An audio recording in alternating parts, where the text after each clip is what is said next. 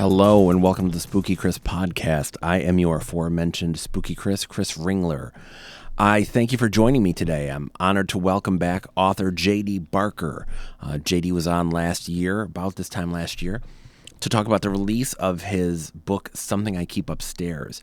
He's had a fascinating career, having worked with James Patterson, Dacre Stoker, and he is the author of the book Forsaken, the Coast to Coast Murders with James Patterson, and Dracul with Dacre Stoker, among other things. We're going to talk about the upcoming release of the first book in a new prequel trilogy based around the Four Monkey Killer thriller series. The first book, The First Scarlet Door, which is going to be released September 22nd of this year, 2026, is first up. And I'm really looking forward to this conversation. If you want to check out more about JD, you can go to jdbarker.com. And now I welcome you to listen along. Thank you so much for joining me, JD. How are you? I'm doing fantastic. How about you? I'm very well, thank you. It's been about a year since we spoke. How have you been since then? It doesn't feel like it's that long. My life doesn't change. I basically lock myself behind my desk for half the day, and I exercise and kind of spend time with family the rest of the time. But when you don't go to the office, you literally lose track of what day of the week it is. It's weird. And I've been doing this full time now for 11 years, so yeah. It's a great life. Don't get me wrong. It's just it gets a little strange sometimes. That's absolutely fair. Now, one of the projects we had spoken about just briefly last time, you had teased it, was that you were working on something in the Flatliners license. Did you have an update on that? Yeah, I've got all kinds of crazy stuff going on. So that one is currently with publishers. We've got a few that are interested in it, so we're trying to figure out where we want it to land. It's a really cool story. I'm really happy with the way that it turned out. The way we basically took the original storyline and brought it into the current times, and just it's a very original idea, which I love. Most of the time when I write these things, I'm basically writing a book for a movie that I want to see, because it doesn't exist. So this is the Flatliners movie I want to see in 2026, or probably 2028 at the rate Hollywood moves. That is awesome. And again, you have been very, very busy since last we spoke. And the big reason that you're on is you have a project coming up. It's going to get fans really excited. It's of your Four Monkey Killer series. Can you catch folks up about those books if they maybe haven't read those?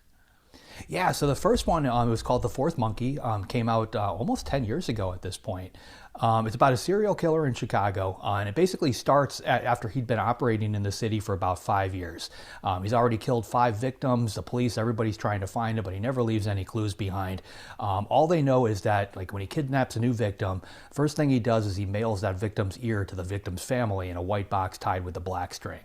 So my book basically opens with somebody who is walking to a mailbox and gets hit by a city bus and killed, and he is about to mail a box tied with a black string, and there's an ear inside. So the police basically know their killer is dead, but they also know that he's got a victim out there somewhere that he's already kidnapped, and they don't know who she is or where she is. The clock is ticking because there's nobody out there to take care of her. So it basically starts there, and just the craziness just ensues. And it's a full-on trilogy. But one of the things that I did is I wanted to be able to get, the killer's dead at the beginning of the book, so I had to figure out how to bring the killer into the story. So I do that through diary entries. So the police basically find the killer's diary, and they get to relive parts of his childhood and kind of experience what turned him into the killer that he is today. And that goes on for the original trilogy. I thought I tied everything up and I was done with it. But I've had so many calls over the years and so many fans asking me for just more on this thing. And when I started looking at it, I realized there is a lot more to that killer's story that I haven't told. And I think subconsciously I may have thought of that at the beginning, because the books are called The Fourth Monkey. Next one is The Fifth to Die. The third one is The Sixth Wicked Child. So it's 4, 5, and 6. So I'm missing a 1, 2, and 3. So over COVID, I decided to sit down and write those 3 prequels. So I knocked them out. They're done. So I've got 3 books that basically tell the origin story of our serial killer. And they were a lot of fun to write. That is awesome. Yeah, I was gonna ask kind of what made you want to get back into it. Was it kind of as much kind of the interest in the public as much as your interest in kind of diving back into that world? It's a little bit of both. Like I've been all over the world at this point, signing books and going to, author events and things like that. And like those books are just constantly put in front of me. They still sell really well, and we don't put any money behind them from an advertising standpoint. So it's strictly word of mouth. But the characters themselves, like they didn't go away for me. A lot of times I'll finish up a book and I'm done with the characters, and they're, it's almost like people in your lives. They like move away, and you're just, you lose track of them. But with the characters from this particular series, like they've just stuck with me. Like the detective has just always been in my head. I've got more ideas for him to keep his story going. The killer just didn't feel like I wrapped everything up the way I really needed to. Just a lot more to tell, and like it can only take so much of that, that nagging and the back of my head before I have to actually write it down. Well, and it's got to be interesting, going back and having your sort of your main character is among the living now. So it's got to be an interesting approach to kind of come at it that way. Yeah, I mean, because I basically left him, through the diary entries. We leave him as a kid. He's 15 years old. So you know what his future entails. But the next time we actually see him or hear from him in his story, he's in his 30s. So I've got a 15-year period there where I don't really explain a whole lot. So this gave me the chance to jump into his head and basically tell three stories from his point of view, which is, interesting in itself because I'm basically telling the origin story of a serial killer, but you see all these outside influences that are kind of turning him into what he becomes. Like you know where he's going, you know what's going to happen, but you can't help but feel for this guy. And I had a great time just writing it. I think the fans are going to love it. Now, how much fun is it to kind of dive into someone like that, this like an evil kind of bad character, and just to kind of get into that? Well, for one thing, he's not necessarily evil. I think when I write, like a lot of times, you've got a good guy and they're over here, you've got bad guys, they're over here. It's very black or white. Anson Bishop, my serial killer, is very much living in the gray. A lot of things happen to him, a lot of things happen around him, and he's reactionary to that, and it kind of nudges him in this particular direction. And I think that's what makes it fun to write and to read, because you don't really know where it's going, and none of it is what you would expect. As a writer, I just had fun because I was able to go back to the original trilogy, map out all these different little red herrings that I had left behind, and I can touch on them, I can hint at them, I can go back and I can tie things up and basically use those points that I wrote years ago in this new trilogy to kind of bring it all home. I'm answering questions that have been out there on the fan base for years, and they're finally going to get those answers. That's awesome. And I'm sure fans are getting really excited for this. Now, what was your approach different for these as they were opposed to like how the first three kind of came about? I actually went back to basics, I think, with it. I was originally, I don't want to get too much into the weeds here, but I was what they called a pantser. So when I wrote a book, I would come up with my plot, I would come up with my characters, kind of drop these people in the middle of some kind of crazy scenario and just start, watching what they do, and documenting their reactions. That's how I wrote the book. So I didn't know where the story was necessarily going. I didn't know where it was going to end or what was going to take place.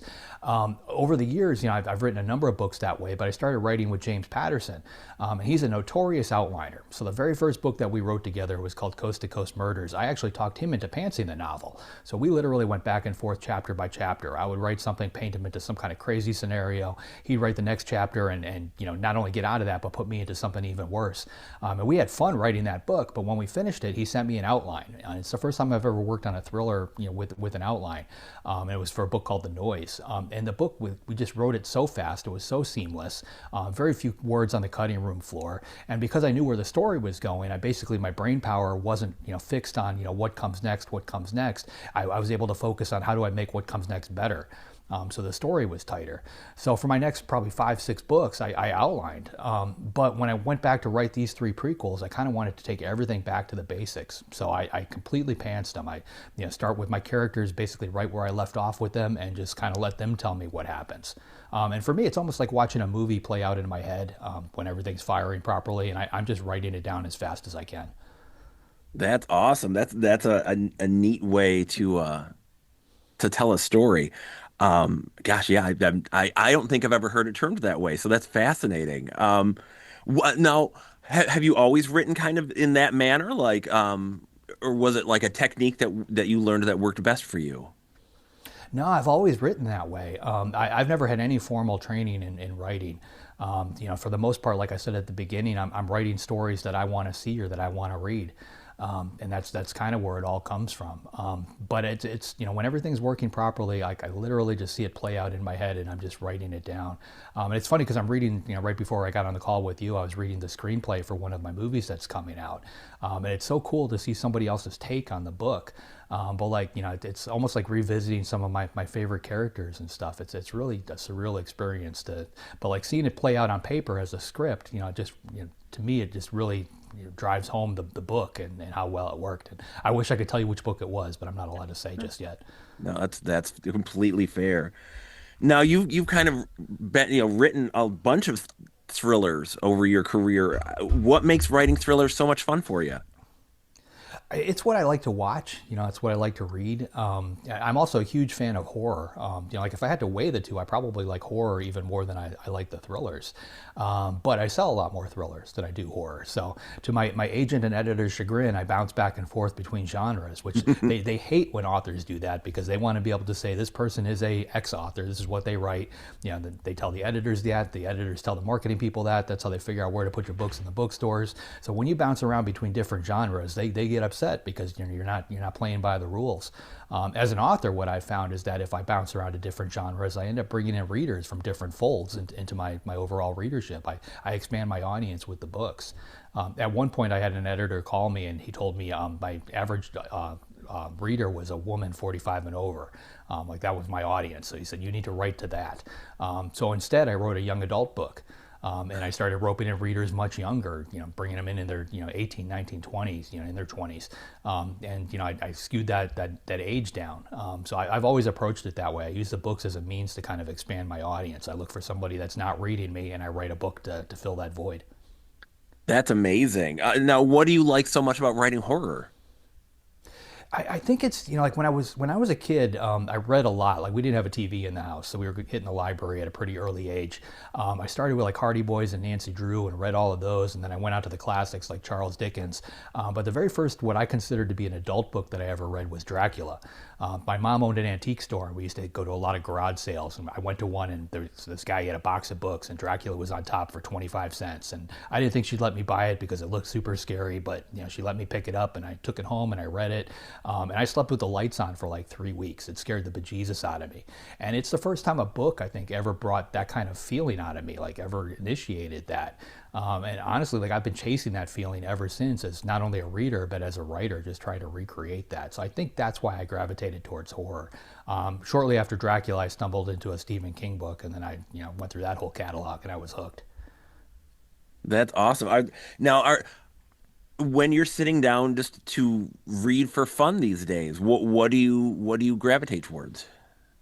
It hasn't changed much. I get a lot of books sent to me that I kind of have to read. From agents and editors, they want me to give them that little sentence to put on the back. So you can't see it, but there's a table off over here, and there's a big stack on there of those books. And then right next to that is the stack of the books that I actually want to read. So I just finished up the latest Karen Slaughter book. Right now, I'm reading the latest Dean Koontz book.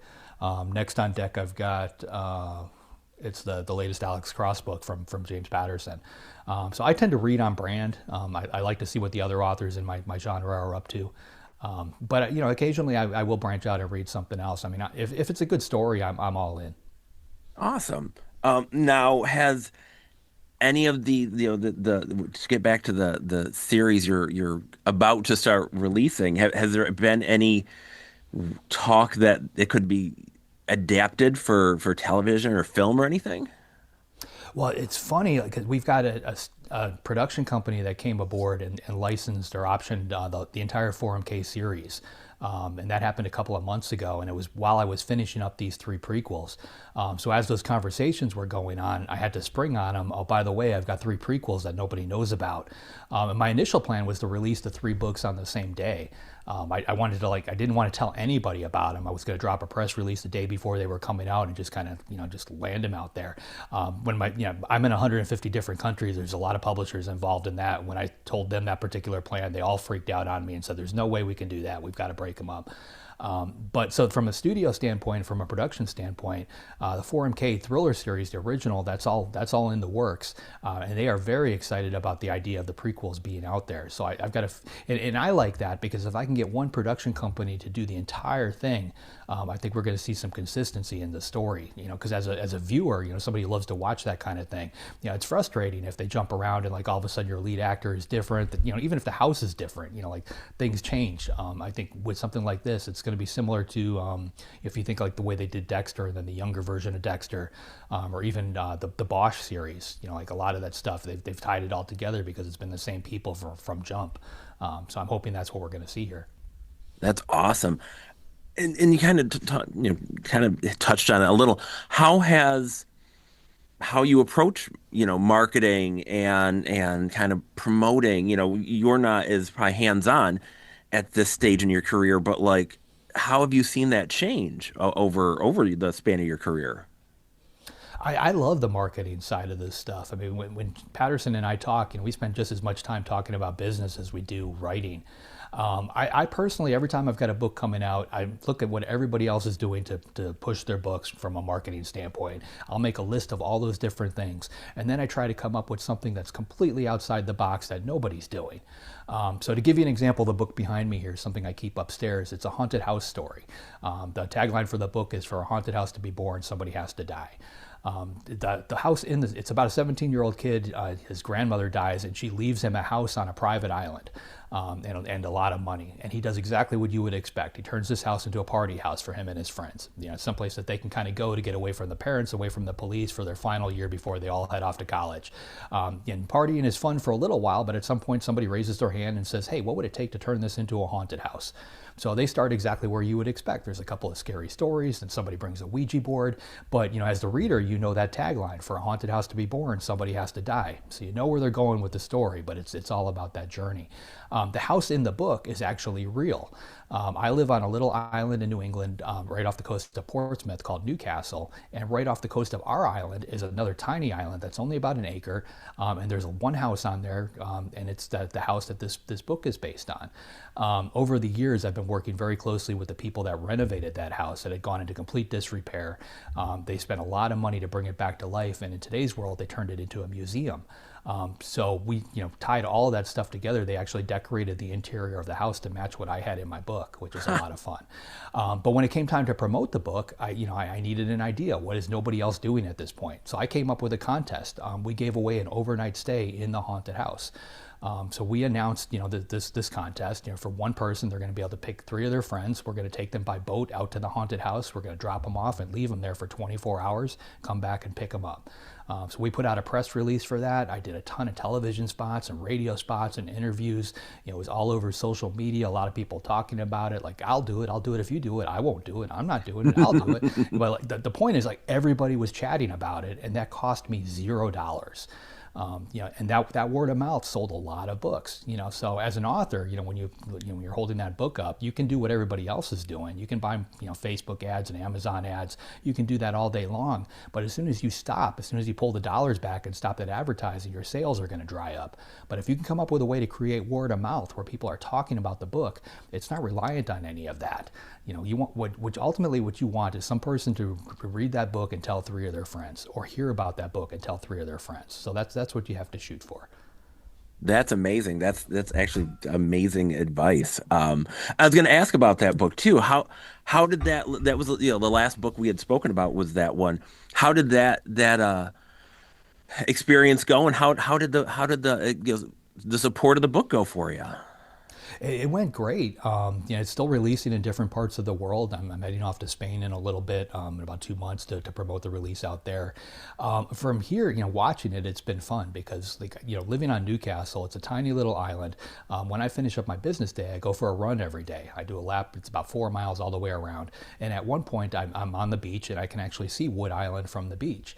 And lately, I've seen a lot of people out there holding my book and taking pictures of themselves in front of the haunted house.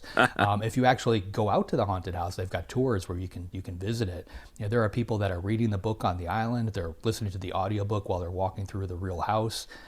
It's a really cool experience. Being in New England, they do a lot of ghost related stuff up here. So we've got a ton of ghost tours in Portsmouth. They're all talking about the book and the story itself as part of their ghost tour. So I kind of created local lore. That's awesome. Um, it's interesting. You mentioned the audiobook. How involved do you get in that process in like choosing who the narrator is, or any of that? Yeah, I'm pretty hands-on with it. I work with recorded books. I have basically from the beginning, so they do all of my titles. So if I have somebody in mind for a particular title, I can send them that name, and a lot of it comes down to scheduling. It's a lot of time involved in recording an audiobook, so somebody's got to be available for that. If I don't do that, they'll send me 4 or 5 people, that they think would be a good fit, and then I listen to those voices and pick my favorite. So it's always been a combination of those two. Fantastic. Now, one of the things we hadn't spoken about last time that I think is amazing is that you work with parents of autistic children to kind of encourage their children, and how did that start? Well, I was diagnosed with a form of autism called Asperger's syndrome when I was 22. So, I originally, like back in the 70s, when I was a kid, they just didn't look for this sort of thing. So instead of getting any type of treatment, I was basically the strange little kid in the corner of the room that, other kids didn't want to play with. So I kind of grew up in that environment. At 22, I was diagnosed, and once it was almost like a light bulb going off for me. I had been working in finance, and my boss, he basically, to his credit, I was very good at the data portion of my job. I basically had to monitor all the transactions going through a brokerage firm, and compare them to all the rules and regulations that exist, and just look for anything that was abnormal. So working with data like that was completely in my wheelhouse. But problems arose when I actually found something. I had to go and talk to whoever did whatever this potential problem was, because it's already a conflict type situation. But it never went well. I wasn't good at dealing with people. My boss recognized that I was good at the data portion, wasn't good at the people side. He thought I had anger management issues, so he sent me to a therapist for anger management. And I was sitting with her for the initial interview, and we were about 20 minutes in, and she stopped and she said, "Hey, have you ever been tested for autism?" And at that point, I didn't even really know what that was, other than hearing about this movie Rain Man, which isn't even remotely close to real life. I hadn't even heard the term before. But she said, "The whole time we've been talking, you haven't made eye contact with me. I've noticed whenever you think, you rub your thumb and your forefinger together." And she started rattling off all these things that I do that are actually signs of autism. So she had me tested, and then we came, on that diagnosis. So I've had 30 or so years to basically fix what I saw as problems related to that, and double down on the things where it's actually helped me.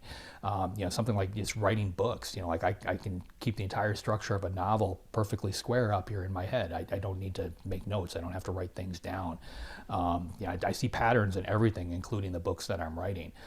So that type of thing, I basically worked on, strengthening that. But then the other, things that I saw as problems, I worked on fixing.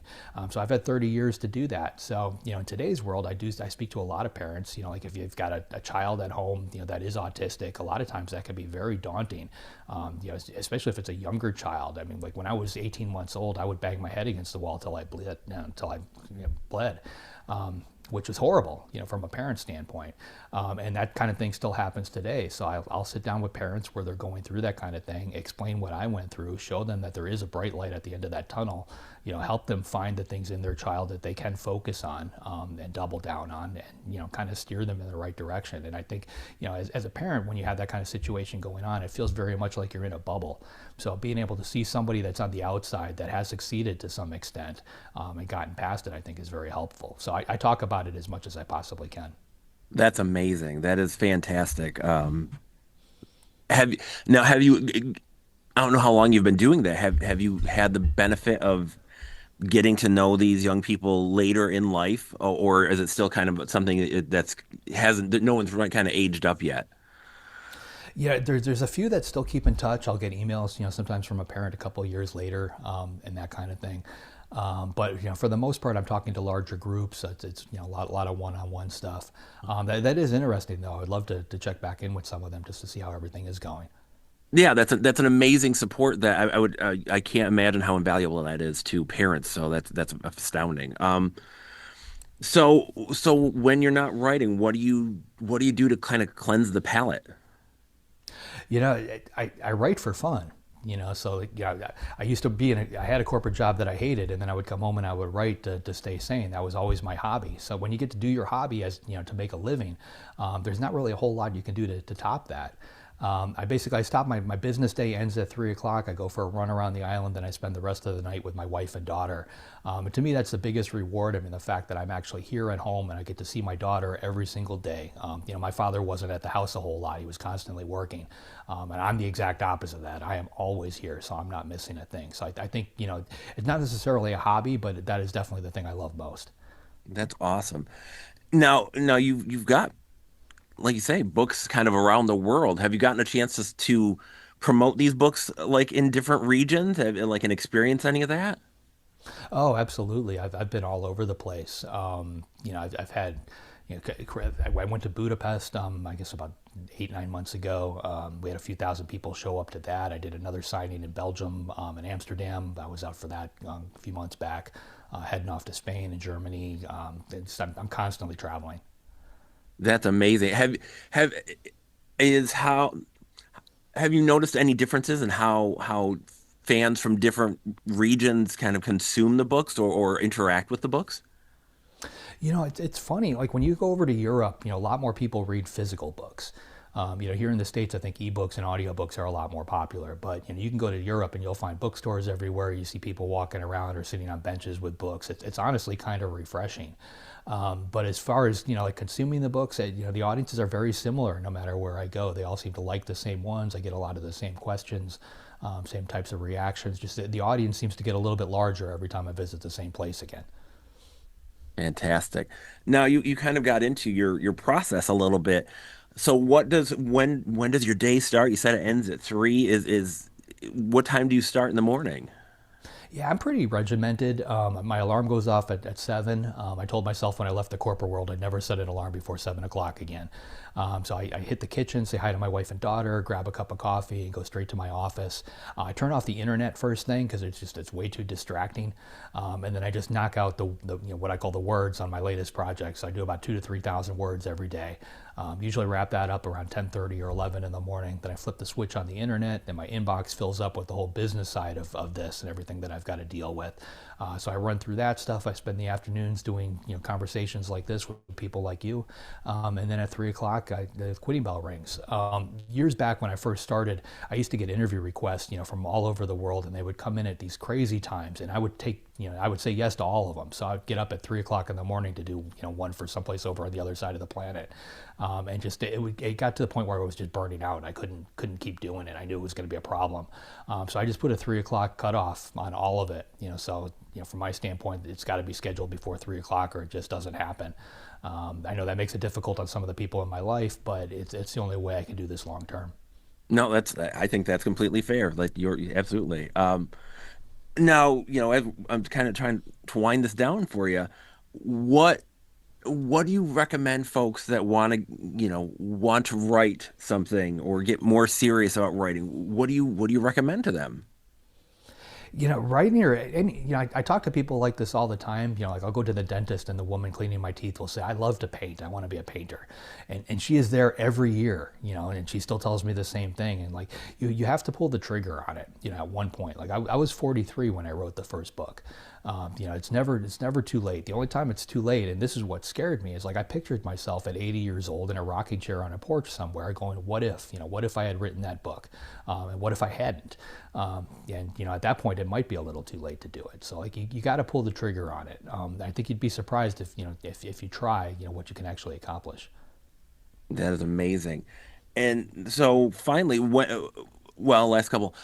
When can people expect to start seeing the prequel trilogy come out?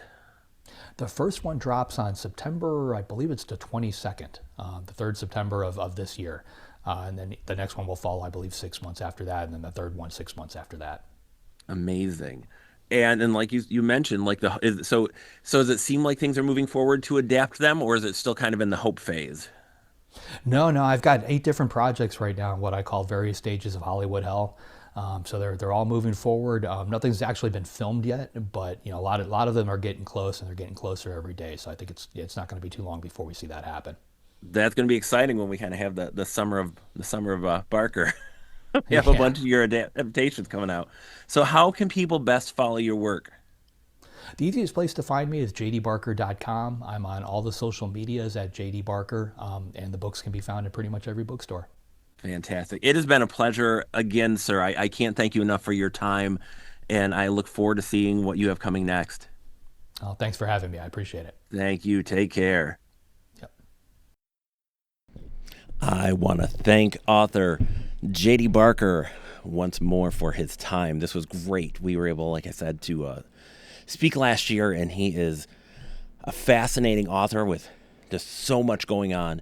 And like you said, they're working on some adaptations, and he's just a great person to speak with. And again, if you're a fan or a budding fan or want to just know what he's up to, you can go to jdbarker.com. His next book, the first in the prequel trilogy to the Four Monkey Killer series, The First Scarlet Door, is going to be released September 22nd, 2026. And again, I thank him immensely for the opportunity. As for me, you can find all my stuff at spookychris.com, all of my own books and links to them, my short fiction reviews, blogs, podcasts, and all manner of thing. And you can find all of the podcasts elsewhere on your least favorite podcasting service. I thank you. I'll talk to you soon.